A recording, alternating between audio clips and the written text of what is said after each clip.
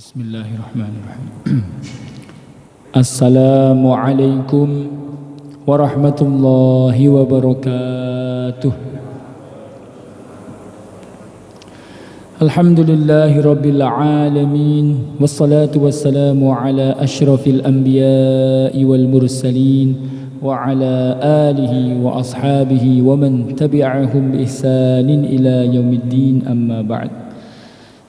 Para alim, ulama yang kami muliakan, kami hormati, para sesepuh, para pengurus TKM Masjid Al-Amanah yang kami muliakan, kami hormati, dan seluruh jamaah sholat zuhur, bapak-bapak, ibu-ibu Masjid Jami' Al-Amanah yang semoga senantiasa diberikan keberkahan oleh Allah Subhanahu wa ta'ala, kesentosaan al-afiyah, diberikan al-istiqamah, keistiqomahan dalam beribadah dan menuntut ilmu kepada Allah Subhanahu wa ta'ala. Amin amin ya rabbal alamin. Mari kita lanjutkan kajian kita kitab Syama'il al-Muhammadiyah yang merupakan kajian kitab tentang figur mulia baginda Rasulullah sallallahu alaihi wasallam, yang kali ini melanjutkan bab berikutnya, yaitu babu ma jaa fi aishi Rasulillah sallallahu alaihi wasallam. Kitab ini, pada bab ini, menerangkan tentang hadis-hadis mengenai kehidupan baginda Rasulullah sallallahu alaihi wasallam. Jadi bagaimana ma'isyah beliau, bagaimana keseharian kehidupan Nabi sallallahu alaihi wasallam. Di dalam kitab Syama'il al-Muhammadiyah ini diterangkan ada beberapa hadis mengenainya. Yang pertama adalah hadis yang diriwayatkan oleh Imam Muhammad ibn Sirin rahimahullahu ta'ala. Beliau berkata, kami bersama Abu Hurairah radhiyallahu ta'ala anhu, kunna inda Abi Hurairah radhiyallahu ta'ala anhu. Kita tahu Abu Hurairah adalah sahabat baginda Nabi sallallahu alaihi wasallam yang terkenal, banyak sekali meriwayatkan hadis. Wa alaihi thawbani musyammaqani, yang mana Abu Hurairah saat itu mengenakan pakaian yang diberi warna agak kemerahan. Maksudnya pakaiannya Abu Hurairah itu dicelup dengan warna, berwarna, tidak polos tetapi ada warnanya. Min katanin, yang mana pakaian itu terbuat dari katun yang lembut. Min katanin, terbuat dari katun yang lembut. Ini zaman akhir atau masa tuanya Abu Hurairah. Kebanyakan pada zaman masa tua para sahabat Nabi, mereka itu rata-rata kaya-kaya, menjadi orang yang punya harta, punya kedudukan. Di antaranya Abu Hurairah ini. Di masa tuanya beliau pakaiannya bagus, kemudian terbuat dari katun yang lembut, yang tipis. Fatamakhata fi ahadihima. Lalu kemudian Abu Hurairah mengusap di sini mukhat, ya, mukhat itu ingus gitu. Di sini mengusap ingus dengan salah satu di antara kain yang ia kenakan. Lalu ia mengatakan bakhin bakhin, wah wah wah wah, begitu. Yatamakhatu Abu Hurairah. Abu Hurairah membersihkan ingusnya atau membersihkan hidungnya fil katani, pada pakaian yang terbuat dari katun. Laqad ra'aituni, sungguh dulu aku melihat kondisiku saat bersama Rasulullah sallallahu alaihi wasallam. Wa inni la akhiru fima baina mimbari Rasulillah sallallahu alaihi wasallam wa hujrati Aisyah radhiyallahu taala anha maghsyian alayya. Sungguh aku pernah jatuh pingsan di antara mimbar baginda Rasulullah sallallahu alaihi wasallam, yaitu di Masjid Nabawi ada mimbar yang kita tahu sekarang ini mimbarnya Nabi. Di antara mimbarnya Nabi dan di antara kamar Sayyidah Aisyah radhiyallahu taala anha, yaitu rumah baginda Nabi sallallahu alaihi wasallam, yang mana istilahnya sekarang raudhah ya. Di antara mimbar Nabi sama rumahnya Nabi itu adalah taman surga atau raudhah. Abu Hurairah pernah di situ dan beliau pingsan. Maghsyian alayya, saya pingsan saat itu. Fayaji'ul ja'i, lalu ada orang yang datang, fayadha'u rijlahu ala unuqi, lantas dia meletakkan atau menempatkan kakinya pada leherku. Jadi ini pengobatan zaman dulu kalau ada orang pingsan atau orang ayan atau orang gila, itu pengobatan tradisional di Arab dulu itu diinjak bagian lehernya atau tengkuknya. Yuro an-nabi jununan, yang disangka bahwasanya ada penyakit gila pada diriku. Aku pingsan di situ. Wa ma bi jununun, padahal aku tidak gila. Wa ma huwa illal ju'u, tidaklah aku pingsan kecuali karena aku mengalami kelaparan yang dahsyat. Hadirin jamaah salat zuhur yang dimuliakan oleh Allah Ta'ala, di sini Abu Hurairah menceritakan kondisinya pada era atau masa hidup bersama baginda Nabi Sallallahu Alaihi Wasallam, yang mana kondisi saat itu berbeda dengan kondisi saat dia tua, yang mana dia sudah makmur, sudah memiliki banyak harta. Dia menceritakan bernostalgia bagaimana dulu ketika saya bersama Nabi Sallallahu Alaihi Wasallam. Yang mana maksud Imam At-Tirmidzi rahimahullah menampilkan hadis ini adalah menunjukkan bagaimana suasana kehidupan pada zaman Nabi Sallallahu Alaihi Wasallam yang beliau sendiri alami dan para sahabatnya alami. Abu Hurairah saat itu mengalami pingsan. Pingsannya bukan karena sakit gila atau sakit ayan, tapi saking kelaparannya sehingga mengalami pingsan seperti itu. Dan ini kata Imam At-Tirmidzi rahimahullah taala atau pensyarah hadis ini yaitu Imam Bajuri, li'annahu dalla ala diqi 'aishihi sallallahu alaihi wasallam. Abu Hurairah sampai kelaparan sampai pingsan. Hadis ini menunjukkan kesusahan atau kemiskinan dan kefakiran kehidupan baginda Nabi Sallallahu Alaihi Wasallam pada saat itu. Kenapa bisa menunjukkan begitu? Karena Abu Hurairah ini termasuk ahlu sufah. Ahlu sufah ini adalah para sahabat Nabi yang tidak bekerja dan mereka menjadi tamu-tamu Masjid Nabawi. Di Masjid Nabawi ada satu halaman khusus yang bernama Suffah. Di situ menampung orang-orang Islam yang tidak punya rumah, orang-orang Islam yang tidak punya pekerjaan, orang-orang Islam yang mungkin fakir, miskin, ditampung di situ, yang mana mereka mendapatkan makanan kalau Nabi dapat hadiah. Nabi dapat hadiah misalnya atau dapat sedekah, maka nanti mereka diberi makan. Atau mungkin istilah sederhananya seperti era sekarang itu ada pesantren, ada santri yang belajar di masjid dengan seorang kiai, ya zaman Nabi itu seperti itu pula. Tapi memang tidak ada bangunan khusus pesantren yang megah begitu, tidak. Semuanya tinggal di masjid di satu halaman khusus yang namanya As-Suffah.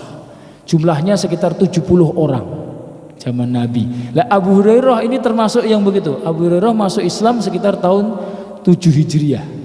Kemudian beliau tinggal di Masjid Nabawi kurang lebih 4 tahun. Ya, 4 tahun sampai Nabi Shallallahu Alaihi Wasallam wafat. Abu Hurairah itu tidak memiliki pekerjaan sebagaimana umumnya sahabat. Sahabat Muhajirin itu umumnya pedagang, kalau sahabat Ansor umumnya petani kurma. Nah, Abu Hurairah ini tugasnya, pekerjaannya hanya khusus belajar atau menghadiri majelis Nabi Sallallahu Alaihi Wasallam, menghafal hadis dan menyebarkannya. Jadi istilah mudahnya itu beliau santri ketika itu belajar bersama Nabi Sallallahu Alaihi Wasallam. Ya namanya dia fokus untuk belajar agama sehingga tidak sempat bekerja, tidak sempat bertani atau berdagang, sehingga terkadang ketika tidak ada makanan yang datang pada Nabi SAW, baik sedekah ataupun hadiah, Nabi pun mengalami kelaparan, Abu Hurairah dan ahli sufah pun mengalami kelaparan. Dan kelaparannya tidak hanya sekedar lapar biasa, tapi lapar yang amat sangat dahsyat sehingga orang itu sampai pingsan karena kelaparan. Walamma taraka Abu Hurairah ja'ian hatta wasala bihil hal ila suqutihi min syiddatil ju'i. Kondisi ini menyampaikan atau menyebabkan Abu Hurairah sampai terjatuh pingsan karena sangat amat lapar. Kita bisa bayangkan hadirin yang mulia, lapar kok sampai pingsan ya. Masya Allah. Ini berarti menunjukkan saat itu memang kehidupan kaum muslimin memang sangat amat fakir. Di dalam riwayat yang lain, dalam hadis itu diceritakan bahwa satu sof atau sof pertama yang sholat di belakang baginda Nabi SAW itu pun pernah satu sof itu jatuh semuanya. Jatuh. Kenapa jatuh? Karena lapar. Karena kelaparan saat itu. Ya. Kemudian hadis yang kedua dari Imam Malik bin Dinar, ia berkata, qala ma syabi'a Rasulullah sallallahu alaihi wasallam min khubzin qattu wala lahmin illa ala dofafin. Malik bin Dinar meriwayatkan, ia berkata, Rasulullah sallallahu alaihi wasallam tidak pernah kenyang sama sekali karena makan roti, wala lahmin, dan tidak pula pernah kenyang sama sekali ketika makan daging, illa ala dofafin, kecuali ketika kondisi beliau dofaf. Imam Malik berkata, Malik bin Dinar bertanya, sa'altu rajulan min ahlil badiyah mad dofafu. Aku bertanya kepada orang Arab Badui, apa itu dofaf?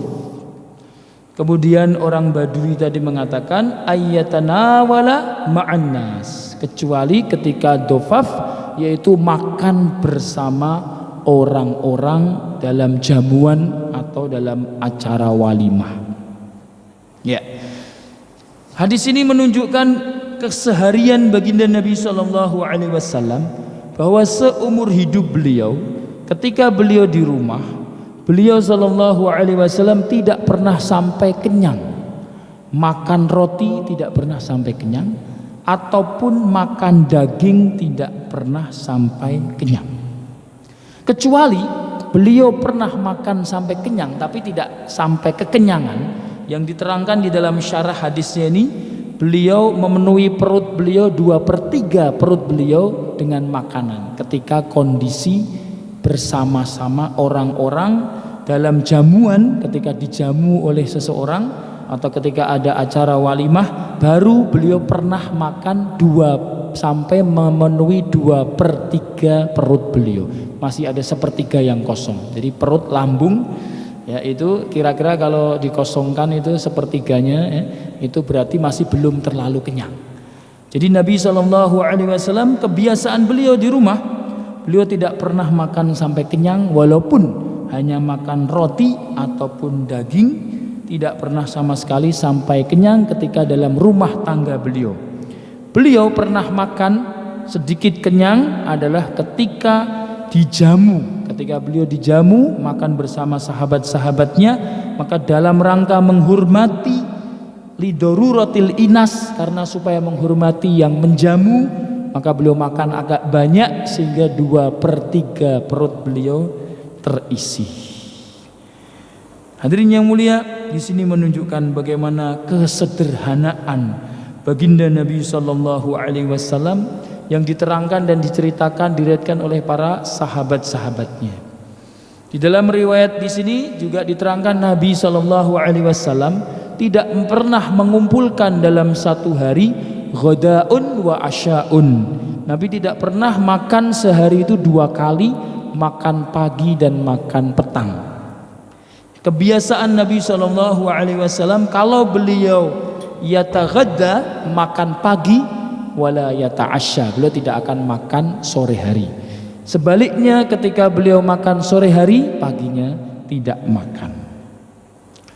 Ya, inilah mungkin rahasia baginda Nabi SAW, kehidupannya demikian sederhana, makan beliau demikian sederhana, sehingga riwayat yang menerangkan Nabi sakit yang parah itu mungkin sekali saja seumur hidup beliau, yaitu sakit yang menyebabkan wafat beliau. Kondisi keseharian Nabi SAW itu sama sekali jarang terkena sakit yang parah. Nabi sakit parah itu karena pengaruh racun dari kambing, daging kambing yang disediakan oleh wanita Yahudi, yang mana Nabi itu pernah dulu dijamu sama wanita Yahudi dengan sahabat-sahabatnya, dijamu daging kambing. Beliau ketika awal belum tahu kalau daging itu diracun. Ya, kemudian para sahabat sebagian sudah ada yang makan daging itu, sehingga sahabat tadi langsung terkapar dan meninggal dunia. Ini Yahudi memang sejak dulu permusuhannya kepada orang Islam itu luar biasa, kedengkiannya luar biasa, caranya itu licik dan kotor, meracuni Nabi dan para sahabat. Ketika Nabi saat itu hendak makan dan sudah sampai daging kambing itu di mulut beliau, beliau baru menempelkannya, maka dengan izin Allah daging kambing tadi bisa bicara. Ya Muhammad, ini masmumun. Wahai Muhammad, saya ini diracun. Saya ini mengandung racun. Wala ta'kul, jangan kamu makan. Maka Nabi SAW akhirnya mengangkat daging itu dan tidak jadi memakannya. Ya, karena Nabi pernah sedikit meletakkan daging kambing yang beracun itu di mulutnya, ya, pengaruh dari racun itu ternyata ada. Sehingga Nabi SAW ketika usia sepuh beliau, ketika usia tua mengalami sakit. Itu saja Nabi mengalami sakit yang tercatat dalam sejarah adalah peristiwa itu. Sedangkan sakit yang disihir itu kan bukan karena penyakit, tapi karena Nabi pernah tersihir juga. Sedangkan keseharian beliau ini sehat selalu, Masya Allah.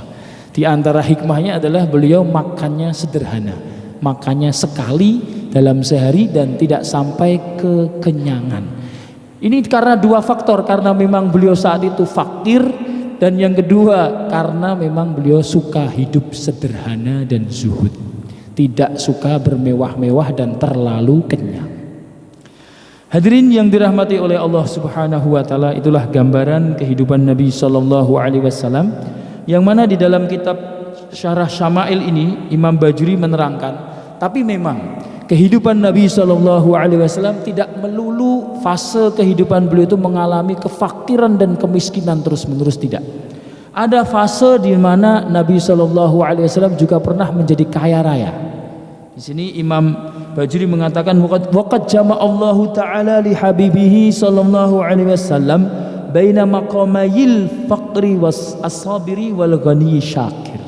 Allah Ta'ala telah mengumpulkan pada diri kekasihnya baginda Nabi sallallahu alaihi wasallam di antara dua kedudukan hamba, yaitu seorang fakir yang sabar dan seorang kaya yang pandai bersyukur. Faja'alahu ghaniyan syakiran ba'da an kana faqiran sabiran. Allah menjadikan Nabi orang kaya yang bersyukur setelah menjadikannya orang miskin, orang fakir yang bersabar. Jadi memang fase awal-awal dakwah Nabi pada usia 40 tahun setelah ditinggal Sayyidah Khadijah, hijrah ke Madinah, itu awal-awal kehidupan beliau memang banyak mengalami kesusahan dan kefakiran. Di dalam hadis itu ada 2 bulan berturut-turut dapur beliau tidak menyala. Beliau hanya bertahan dengan kurma dan air. Ini riwayat Sayyidah Aisyah di dalam kitab Sahih Bukhari. Ini fase-fase awal dakwah beliau, fase-fase awal kehidupan Nabi itu memang fakir dan miskin. Dan beliau fokus memang dalam perjuangan agama, berdakwah, mengajar, berjihad dan yang lain-lain. Tapi di akhir-akhir hayat beliau pada perang Hunain itu Nabi SAW mendapatkan humus. Kita Kita tahu khumus Bapak Ibu ya. Khumus itu adalah jatah yang Allah Ta'ala tetapkan di dalam syariat Islam untuk Allah dan Rasulnya 1/5 dari harta ghanimah atau rampasan perang. Kalau umat-umat terdahulu, kalau perang itu harta rampasan nggak boleh diambil, harus diletakkan, dikumpulkan di bukit, kemudian nanti akan ada api dari langit yang menelannya, tanda itu diterima oleh Allah Ta'ala, nggak boleh dimakan. Tapi khusus untuk umat Nabi Shallallahu Alaihi Wasallam, kalau mereka berperang dan ada harta orang kafir yang tercecer, itu boleh dimiliki oleh orang Islam.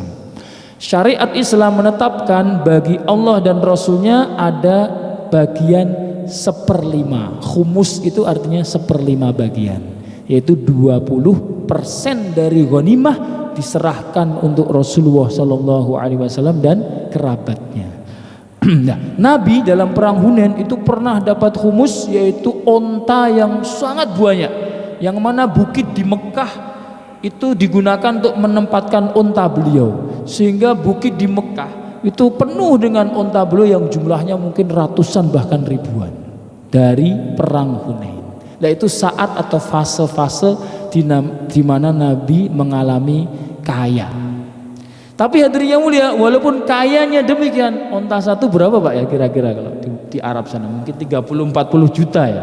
Kalau kali 1000 itu Masya Allah, berapa banyaknya harta Nabi Shallallahu Alaihi Wasallam saat itu. Tapi walaupun Nabi kaya sedemikian rupa, Nabi itu hatinya tidak ada kecintaan yang mendalam kepada harta. Buktinya ketika ada seorang kafir yang bernama ketika itu namanya adalah Sahal, ya Sahal. Ketika itu dia bertanya, wahai Muhammad, itu onta-onta yang ada di bukit itu banyak sekali ya, orang Islam kaya-kaya, itu milik siapa? Maka Nabi tersenyum. Kamu suka onta itu? Oh, iya, saya kagum itu, ontanya banyak sekali ontanya pun besar-besar. Kamu mau namanya bukan Sal, Suhail ibnu Amr, orang Quraisy. Suhail ibnu Amr. Kamu suka Suhail, kamu suka onta itu? Kata Nabi. Ya, saya suka. Itu semuanya milik kamu. Saya hadiahkan bagi kamu. Akhirnya dengan dihadiahi onta seperti itu, banyaknya Suhail jadi terkesima. Oh, begini toh Islam. Islam tuh bagus ya. Kalau begitu wahai Rasulullah, saya masuk Islam. Asyhadu alla ilaha illallah wa asyhadu annaka Rasulullah. Hanya Suhail ini tokoh besar Quraisy yang bernegosiasi dengan Nabi dalam perjanjian Hudaybiyah. Akhirnya dia masuk Islam sebab dihadiahi oleh Nabi atau dita'aluf, diambil hatinya karena dia akan jadi mu'alaf, maka dia akhirnya masuk Islam dengan pemberian onta dari Nabi sallallahu alaihi wasallam. Bayangkan aja Pak, kita punya showroom mobil, ada ratusan mobil, ada orang suka, dah itu untuk kamu, kira-kira begitu. Bagaimana orang seperti itu ya? Di dalam hati Nabi tidak ada kecintaan kepada harta. Ketika itu penting untuk agama atau menyebabkan orang dapat hidayah, maka Nabi rela, tidak masalah. Kaya tapi tidak cinta harta. Inilah hakikat zuhud yang sebenarnya. Jadi zuhud itu bukan berarti fakir miskin, tidak. Zuhud itu i'rad anid dunya, adamul mailil qalbi ila dunya. Di hatinya tidak ada kecondongan kepada dunia, kecintaan berlebihan kepada dunia, dan dia berpaling dari dunia walaupun di tangannya ada dunia. Kita umat Islam boleh kaya, boleh punya harta, tidak masalah.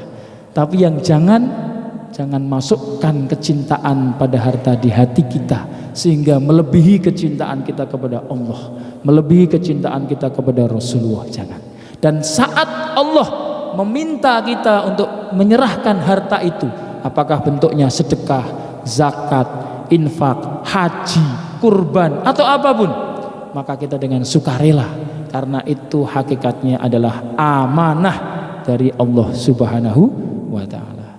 Inilah hadirin yang mulia kira-kira pelajaran yang kita ambil dari peri kehidupan Nabi sallallahu alaihi wasallam, baik beliau kondisi kaya atau kondisi fakir, ini akan menjadi suri toladan bagi kita. Apapun yang Allah berikan pada kita, kondisi kaya, kita jadi kaya atau jadi miskin atau jadi orang pas-pasan, maka kita jalani meneladani Nabi. Kalau diberikan diuji dengan kefakiran, kemiskinan, kita sabar, ridho dengan keputusan Allah. Tapi kalau diberikan kekayaan, ditakdirkan orang yang berada, kita bersyukur dan merealisasikan syukur kita dengan infak, sedekah, dengan haji, dengan umroh, dengan kurban, dengan zakat, dengan infak, menggunakan harta kita sesuai dengan perintah Allah Ta'ala. Demikian yang bisa kita sampaikan. Benarnya datangnya dari Allah, kesalahan kekurangan dari pribadi kami. Apabila ada pertanyaan dipersilahkan. Masya Allah. Silahkan. Mungkin ada pertanyaan, ya, dipersilahkan. As-sufah ya. As-sufah itu Pak, saya nggak ngerti as-sufah itu khusus orang fakir miskin apa emang disengaja untuk orang-orang nggak punya apa gimana gitu. Kok di Indonesia gitu khususnya jarang masjid yang seperti itu mengikuti contoh akhlak Nabi gitu. Terima kasih Pak. Ya, baik, Masya Allah. Jadi kalau pada zaman Nabi SAW itu memang as-suffah itu diperuntukkan untuk sahabat-sahabat Nabi yang istilahnya tunawisma kalau zaman sekarang ya, tidak memiliki rumah, tidak memiliki keluarga. Kan dahulu orang-orang yang masuk Islam itu kan hijrah, dan mereka hijrah ini kan kadang tidak bawa apa-apa, tidak memiliki harta, tidak memiliki keluarga. Termasuk Abu Hurairah ini kan kabilahnya tempat tinggalnya bukan di Madinah, dia dari Daus. Jadi tempat yang agak jauh dari Madinah. Kemudian dia datang ke Nabi, ya dia tidak bawa harta, tidak punya apa-apa.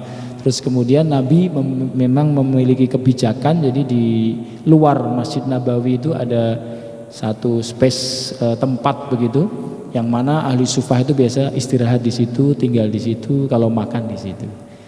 Itu memang kebijakan yang dilakukan oleh Nabi dan masih berlangsung beberapa waktu zaman kekhalifahan yang lain. Karena memang kondisi saat itu banyak fakir miskin yang hijrah dan tidak ada yang menampung. Nah, maka Nabi buat kebijakan seperti itu untuk maslahah, supaya mereka pun masih bisa menjalani kehidupan, masih bisa mendapatkan makanan dan sebagainya, bertahan hidup, belajar dengan Rasulullah. Intinya banyak hikmahnya lah.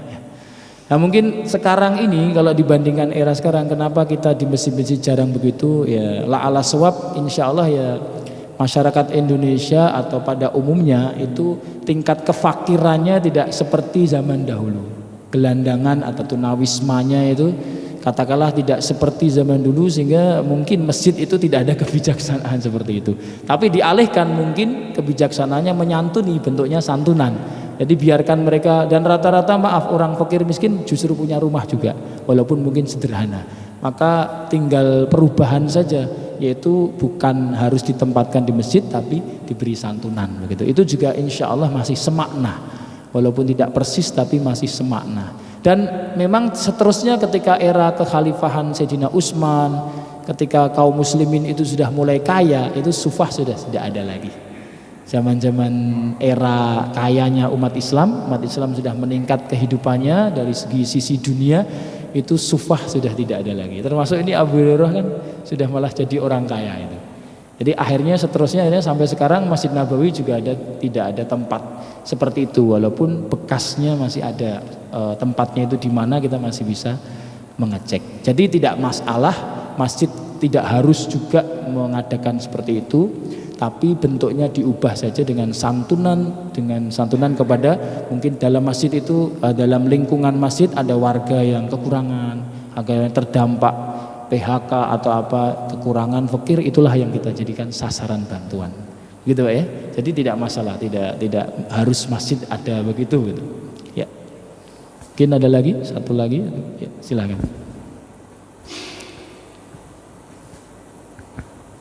Bismillah, Assalamualaikum warahmatullahi wabarakatuh. Waalaikumsalam warahmatullahi wabarakatuh. Mohon penjelasannya lagi Pak Ustadz tentang humus tadi. Humus, oh ya, betul. Terus kalau emang humus itu wajib apa enggak? Kalau emang ada wajib untuk saat ini apakah ada contohnya enggak untuk saat ini? Iya, terima kasih. betul. Ya, terima kasih. Jadi humus itu memang ketetapan syariat Islam kepada negara atau negeri yang menjalankan hukum Islam. Dan dulu berlaku mulai dari, dan itu berlaku hanya ketika Nabi Shallallahu Alaihi Wasallam hidup dan kemudian untuk keturunan beliau, sepeninggal beliau untuk keturunan beliau. Humus itu begitu. Jadi itu dimasukkan nanti dalam baitul mal. Ghanimah itu dalam baitul mal kan. Baitul mal itu istilahnya dalam negara kayak seperti APBN begitu. Tapi kas negara yang mana kalau sistem Islam ya, nanti kas negara itu ada dibagi yang sumbernya asalnya dari ghanimah. Misalnya umat Islam berperang, kemudian menang, kemudian harta orang kafir itu dikumpulkan, dikalkulasi totalnya berapa, nanti dimasukkan di dalam kas negara. Kemudian nanti 20% dari itu akan diserahkan kepada baginda Nabi dan keluarganya. Jadi khusus itu memang untuk keluarga Nabi, untuk baginda Nabi dan keluarganya itu 20%, yang lainnya sisanya 80% dibagi kepada kaum muslimin, baik yang berperang, yang membawa kendaraan, yang tidak itu nanti yang ikut serta andil dalam perang itu nanti akan dapat bagian itu. Nah, humus kalau misalnya kaum muslimin tidak sedang ghazwah, tidak sedang berperang, ya tidak ada. Jadi kalau misalnya tidak dalam kondisi perang itu tidak ada. Jadi itu khusus dalam kondisi ketika Nabi Shallallahu Alaihi Wasallam berperang. Ketika tidak ada, ya tidak ada bagian dalam APBN atau kas negara untuk Nabi.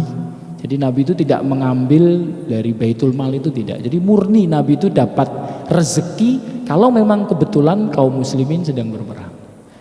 Ya, terus kemudian keluarga Nabi itu juga masih dapat. Makanya habaib atau sayyid itu tidak boleh menerima zakat. Rahasianya apa? Karena mereka dapat humus. Lah kalau zaman era kekhalifahan dulu, negara Islam itu menetapkan kebijakan keturunan Rasulullah yang punya darah nasabnya kepada Nabi itu tidak boleh menerima zakat, tapi ada tadi tunjangan khusus seperti humus, walaupun bukan dari perang, tapi mereka akan mendapatkan tunjangan khusus dari Baitul Mal. Jadi itu ketentuan ini kalau zaman sekarang memang tidak ada, karena rata-rata negara Islam itu tidak menerapkan hukum Islam, tapi hukum positif di negaranya masing-masing. Jadi kalau sekarang mau mencari contohnya susah. Tidak ada. Jadi itu kondisi pada zaman Nabi ketika peperangan ada kondisi khusus dan Nabi mendapatkan rezeki dari itu. Wallahu a'lam bishawab. Demikian benarnya datang dari Allah, kesalahan kekurangan dari pribadi kami mohon diikhlaskan. Kita tutup dengan doa kafarah majelis. Subhanallah wa bihamdih, subhanakallahumma wa bihamdika, asyhadu an la ilaha illa anta, astaghfiruka wa atubu ilaik. Wassalamu alaikum warahmatullahi wabarakatuh.